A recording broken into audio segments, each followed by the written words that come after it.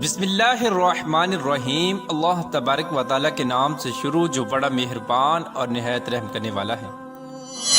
ایک ایسا دیو ہیکل اور دراز قد انسان جو طوفان نوح سے بھی بچ نکلا۔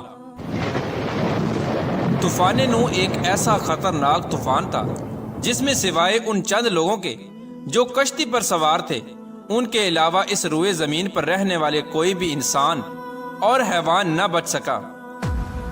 طوفان نوح نے اس دنیا کی ہر چیز کو فنا کر دیا۔ اس کے بعد اس زمین پر دوبارہ ایک نئی زندگی کی بنیاد رکھی گئی۔ طوفان نوح سے بچنے والا یہ دیو ہیکل انسان کون تھا اور اس نے کون سا ایسا کام کیا تھا جس کی وجہ سے یہ اس دردناک عذاب سے بچ گیا؟ اس کا قد کتنا تھا اور پھر کس طرح حضرت موسیٰ علیہ السلام کے ساتھ اس کی جنگ ہوئی اور اس دراز قد انسان کو کس طرح حضرت موسیٰ علیہ السلام نے قتل کیا؟ پیارے دوستو، تاریخ کے اس کردار کے پیچھے چھپی حقیقت کیا ہے اور کیا کوئی انسان سچ میں اللہ تبارک و تعالیٰ کے عذاب سے بچ سکتا ہے؟ ان تمام تر سوالات کے جوابات قرآن و حدیث کی روشنی میں آج کی اس ویڈیو میں ہم آپ کو بتائیں گے، لہٰذا آپ سے گزارش ہے کہ ہماری اس ویڈیو کو اینڈ تک ضرور دیکھیے گا۔ پیارے دوستو، وہ دیو ہیکل انسان جو طوفان نوح سے بھی بچ نکلا، اس کا نام اوج بن عنق ہے۔ اوج بن عنق ایک ایسا شخص تھا جو قوم عمالقہ میں سے تھا، جو قوم تاریخ انسانی کی سب سے شفاق قوم تھی۔ اس قوم کے لوگ خون خوار اور فطرت کے لحاظ سے وحشی تھے۔ قوم عمالقہ پر اللہ تبارک و تعالیٰ کا بہت ہی خاص کرم تھا۔ اس قوم کے قد اس وقت کی موجودہ دنیا کے انسانوں سے سب سے زیادہ بڑے تھے۔ پیارے دوستو، تاریخی روایات سے پتہ چلتا ہے کہ قوم عمالقہ کا ایک مرد دوسری قوموں کے 90 مردوں کے برابر ہوا کرتا تھا، اور اس ایک مرد کے پاس دوسرے انسانوں سے 90 گنا زیادہ طاقت ہوا کرتی تھی۔ اس جنگجو قوم نے اپنی فتوحات سے دنیا کے اندر ایسی وحشت پھیلا رکھی تھی کہ اگر یہ قوم کسی دوسرے ملک پر حملہ کرنے کے لیے جاتی تو اس ملک کے لوگ اس وحشت ناک اور درندہ صفت لوگوں کو دیکھ کر پہلے ہی ہتھیار ڈال دیتے۔ پیارے دوستو، وہ کردار جس کی آج ہم بات کر رہے ہیں، یعنی اوج بن عنق، یہ بھی اسی قوم کے سرداروں میں سے تھا، جو قوم ایک وحشت ناک قوم تھی جس کو دنیا کا سب سے لمبا انسان مانا جاتا تھا۔ پیارے دوستو، اوج بن عنق اپنی جسمانی قد و قامت اور طاقت کے اعتبار سے پوری سرزمین میں اس وقت منفرد شخص تھا۔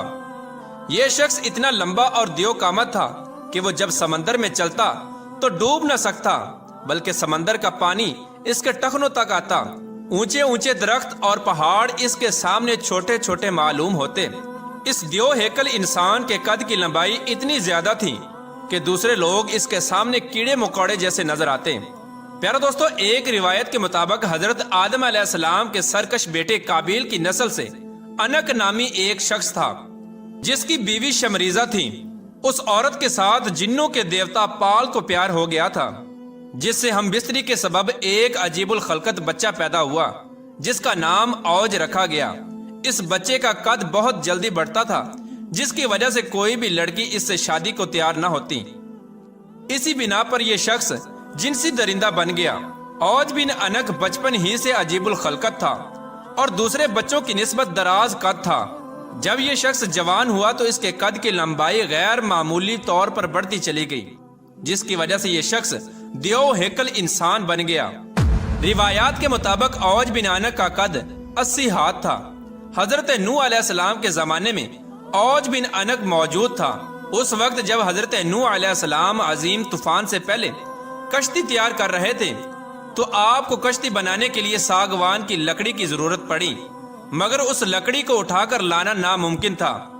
اس لکڑی کو اٹھا کر لانے کے لیے ایک ایسے شخص کی ضرورت تھی جو دراز قد اور طاقتور انسان ہو، لہٰذا اوج بن عنق نے حضرت نوح علیہ السلام کی مدد کی اور اوج بن عنق نے اس لکڑی کو شام سے اٹھا کر حضرت نوح علیہ السلام کی خدمت میں پیش کیا، جس سے وہ کشتی تیار کی گئی۔ لہٰذا اللہ تبارک و تعالیٰ نے اس کے اس عمل کو قبول کیا اور اس کے اس عمل سے خوش ہو کر اسے طوفان نوح کے اندر غرق ہونے سے نجات دے دی، باوجود اس کے کہ اوج بن عنق حضرت نوح علیہ السلام پر ایمان نہ لایا تھا۔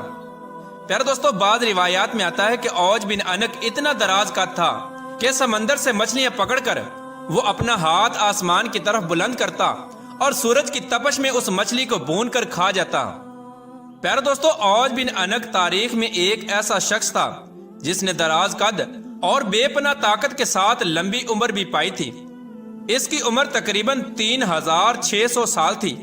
وہ حضرت آدم علیہ السلام کے زمانے سے حضرت موسیٰ علیہ السلام کے دور تک زندہ رہا، اور حضرت موسیٰ علیہ السلام کے زمانے میں حضرت موسیٰ علیہ السلام نے اس دیو ہیکل شخص کو قتل کیا۔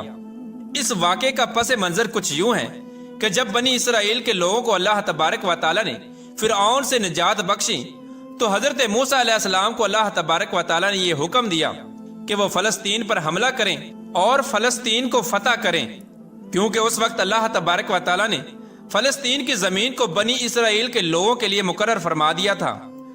حضرت موسیٰ علیہ السلام نے اپنی قوم کو لیا اور فلسطین پر چڑھائی کے لیے نکل پڑے۔ اس وقت فلسطین کے اندر قوم عمالقہ آباد تھی جن کا سردار اوج بن عنق تھا۔ حضرت موسیٰ علیہ السلام نے اپنے قبیلے کے 12 سرداروں کو چنا اور قوم عمالقہ میں بھیجا تاکہ اس علاقے کی صورتحال سے آگاہی مل سکے۔ جب یہ 12 سردار ملک شام میں پہنچے تو اس وقت وہاں کا حاکم اوج بن عنق تھا۔ پیارے دوستو، اس بات کے اندر کوئی شک نہیں کہ قوم عمالقہ ایک دراز قد قوم تھی۔ جب یہ 12 سردار فلسطین کے قریب پہنچے تو قوم عمالقہ میں سے ایک بندے نے انہیں پکڑ لیا اور ایک گٹھڑی کے اندر باندھ کر ان کو اپنے سردار کے سامنے پیش کیا، اور وہ شخص اوج بن عنق سے کہنے لگا کہ میں نے ان لوگوں کو جاسوسی کرتے ہوئے دیکھا ہے۔ جب یہ 12 سردار اوج بن عنق سے ملے تو اس کی قد و قامت اور جسمانی بناوٹ کو دیکھ کر حیران رہ گئے۔ پھر اس کے بعد ان 12 سرداروں نے اوج بن عنق کو اللہ تبارک و تعالیٰ کا پیغام سنایا اور بتایا کہ ہم جلد ہی اس ملک کو فتح کرنے آ رہے ہیں، اور اللہ تبارک و تعالیٰ کا وعدہ ہے کہ وہ ہم کو فتح عطا فرمائے گا۔ اوج بن عنق یہ بات سن کر غضبناک ہو گیا اور ان سب کو ایک ہاتھ میں پکڑ لیا اور چاہا کہ انہیں چیونٹیوں کی طرح مسل کر ہلاک کر دے، مگر جب اوج بن عنق نے ان سرداروں کے چہروں پر خوف دیکھا تو انہیں حقیر مخلوق سمجھ کر چھوڑ دیا، اور اپنے ملک کا ایک پھل جو کہ اتنا بڑا تھا کہ ایک آدمی کے لیے کافی تھا، اوج بن عنق نے وہ پھل ان 12 سرداروں کو دیا اور کہا کہ اپنی قوم کو جا کر دکھا دیں کہ ہمارے یہاں کے پھل بھی اتنے بڑے ہیں، تم لوگ کس طرح ہمارا مقابلہ کر سکو گے۔ چنانچہ اس طرح وہ 12 سردار اپنی جان بچا کر وہاں سے واپس اپنے ملک کی طرف روانہ ہو گئے۔ جب وہ سردار اپنی قوم میں واپس آئے تو انہوں نے اپنی قوم کو اس وحشت ناک مخلوق کے بارے میں بتایا، جس طرح کہ اللہ تبارک و تعالیٰ قرآن پاک میں ارشاد فرماتا ہے، جب حضرت موسیٰ علیہ السلام نے اپنی قوم سے کہا کہ اے میری قوم، ارض مقدس میں داخل ہو جاؤ جس کی سرزمین اللہ تبارک و تعالیٰ نے تمہارے لیے لکھ رکھی ہے، اور پیٹھ نہ دکھاؤ ورنہ خسارے میں رہو گے۔ اس بات پر بنی اسرائیل کے لوگ بولے، اے موسیٰ علیہ السلام، تم اور تمہارا پروردگار لڑو، ہم تو یہیں بیٹھے ہیں۔ وہاں تو ایک طاقتور قوم عمالقہ آباد ہے جس کا ہم مقابلہ نہیں کر سکتے۔ ہم صرف اس صورت میں وہاں داخل ہو سکتے ہیں کہ وہ خود بخود اپنے وطن کو چھوڑ کر کہیں چلے جائیں۔ چنانچہ حضرت موسیٰ علیہ السلام نے اپنی قوم کو بہت سمجھانے کی کوشش کی کہ اللہ تبارک و تعالیٰ ہمارے ساتھ ہے اور اللہ تبارک و تعالیٰ نے فتح ہمارے لیے لکھ دی ہے، لیکن قوم نے حضرت موسیٰ علیہ السلام کی بات نہ مانی اور وہ انکار ہی کرتے رہے کہ ہم قوم عمالقہ سے جنگ نہیں کر سکتے۔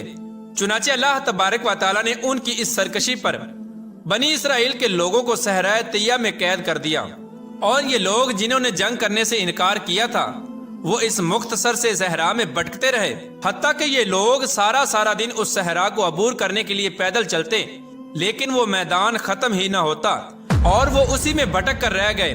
جب قوم نے حضرت موسیٰ علیہ السلام کی نافرمانی کی تو حضرت موسیٰ علیہ السلام خود اوج بن عنق کو ختم کرنے کے لیے نکل پڑے۔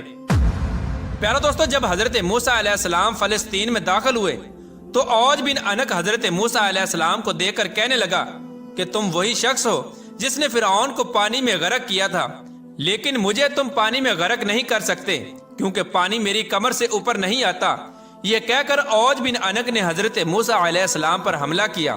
چنانچہ اللہ تبارک و تعالیٰ نے آپ کو اوج بن عنق کے حملے سے محفوظ رکھا۔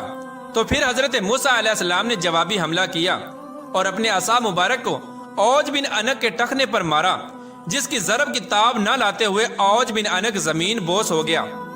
اور اس طرح حضرت موسیٰ علیہ السلام کے ایک عصا مبارک کی ضرب سے وہ اوج بن انک جو ایک وحشی انسان تھا جس کا کوئی مقابلہ نہ کر سکتا تھا، وہ ایک ہی ضرب میں ہلاک ہو گیا۔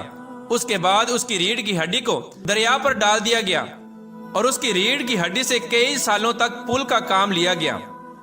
پیارے دوستو، اس طرح اللہ تبارک و تعالیٰ نے اوج بن انک کو ہلاک کیا۔ پیارے دوستو، اب بات کرتے ہیں کہ کیا کوئی سچ میں اللہ تبارک و تعالیٰ کے عذاب سے بچ سکتا ہے، اور کیا حقیقی طور پر اوج بن انک بھی طوفان نوح سے بچا تھا، جبکہ طوفان نوح اللہ تبارک و تعالیٰ کی طرف سے بھیجا ہوا ایک دردناک عذاب تھا۔ پیارے دوستو، اوج بن انک کا طوفان نوح سے بچ جانا، اس کے بارے میں روایات میں آتا ہے کہ یہ من گھڑت قصے اور کہانیاں ہیں جو کہ بالکل جھوٹ ہیں اور قرآن کے خلاف ہیں۔ قرآن کریم میں اللہ تبارک و تعالیٰ حضرت نوح علیہ السلام کی اس دعا کو یوں ذکر کرتا ہے کہ زمین پر ایک کافر بھی نہ بچنا چاہیے، اور یہ دعا قبول ہوئی اور ایسا ہی ہوا۔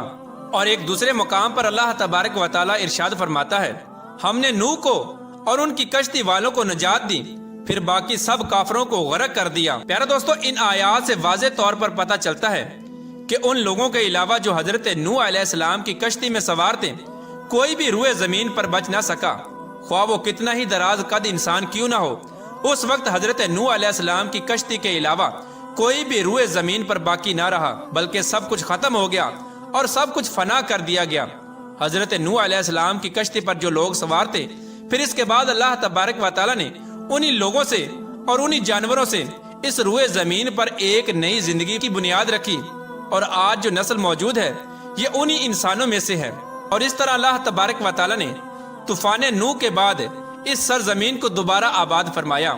اللہ تبارک و تعالیٰ سے دعا ہے کہ اللہ تبارک و تعالیٰ اپنے تمام تر احکامات پر عمل کرتے ہوئے زندگی گزارنے کی توفیق عطا فرمائے، اور ان تمام تر برائیوں سے ہمیں بچائے جن برائیوں کے اندر پہلی قومیں مبتلا ہو کر ہلاک ہوئیں، اور اللہ تبارک و